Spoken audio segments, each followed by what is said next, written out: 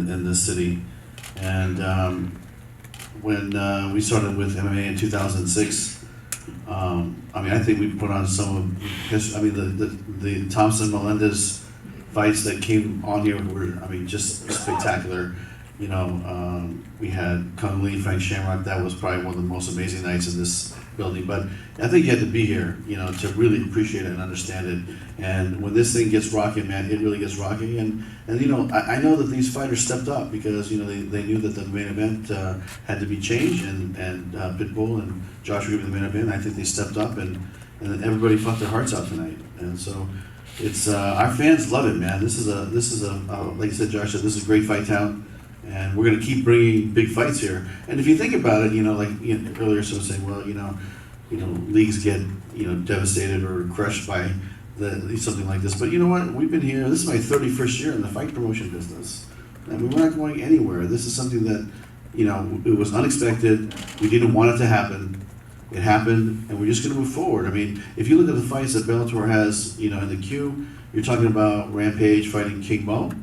You're talking about Strauss Pitbull. That's going to be an unbelievable fight.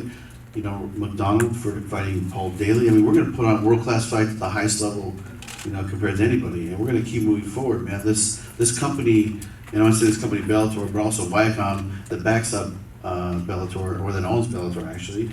You know, they're behind it. I mean, from the top of the company, you know, down. There's the mandate that we're going to drive this, and we're going to keep signing more free agents. And we're going to keep moving forward, and we're going to reschedule this fight, and then, you know, there'll be another opportunity for everybody to come out and watch Fedor fight, because it is special. I mean, Fedor is an athlete that has already done it all. He doesn't even have to fight, but he's here because he wants to compete and he wants to show what he can do. And you know, tonight was an unfortunate situation, but you know, for 31 years in the fight business, this is the first time it's ever happened where we lost the main event the day of the show, hours before the show happened. And it's not a good feeling, but you know, to me, this is an unfortunate situation that we'll learn from, and we're going to move forward. Can I just press you on that point, though? Sure. But does it help you in business terms that it's not a pay-per-view model, because that presumably would have been disastrous? Yeah, I mean, if this fight was a pay-per-view fight, yeah, then the fans would have been freaking out because, you know, they just pay $60. But, you know, right now we're a Spike TV product, and you can watch it on Spike for free. And I think the fights that we put on delivered.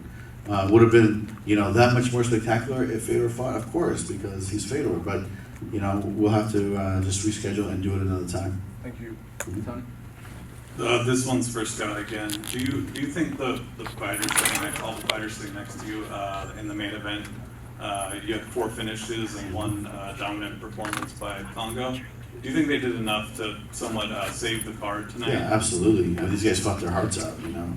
And it's funny, not funny, but while I was here with Pitbull, I mean, Michael Chandler's blowing up my phone, man. He's like, you know, I want that fight, give me that fight. So, you know, when I think about tonight, this is my time, not yours. Yeah, so it's you know, when I think about these guys elevating their game, you know, I was getting a text from some of the guys saying, hey, we're gonna step it up. The coaches are like, we're gonna step it up, and I think it was a great night of fights. More. How many fights does he have left on his contract? I'm not even sure. Are you talking about Josh? Koscheck, okay. So, you know what? Yeah, it wasn't the performance that I'm sure he had planned or that we were expecting, but you got to give it up to him. I mean, you know, he came out here and he was a tough guy. He had to beat him. So, you know, with Josh, I'm not sure. We'll sit down and talk with him and the coaches, but, you know, there's going to be a time where, you know, that's enough. You know, this is a very brutal sport. It's dangerous. People get hurt, and we don't want, you know, that to happen. Meltzer?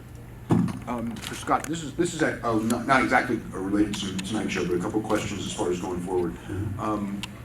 Nikita Krylov and Misha Serkinov's name have kind of popped up as far as perhaps being available in the free agent market, and I don't know if, you know, some those names kind of surprised me, but if you kind of heard about that, thought about that, any, you know, early thoughts on that?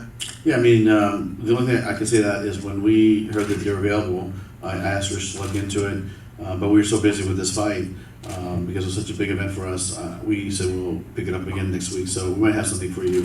But we're definitely going to look into it. I mean, you know, the company mandate has been, look, we're going to find the best guys in the world. It doesn't matter where they live, or the best girls in the world, doesn't matter where they live, and we're going to bring them to Bellator. And also, we haven't talked about this in a while, but is there anything new on Aaron Pico as far as fighting? Yes, I think Aaron's going to be ready to fight sometime in the late summer, and we're going to get him really busy and fighting a lot, hopefully in the next 12 months.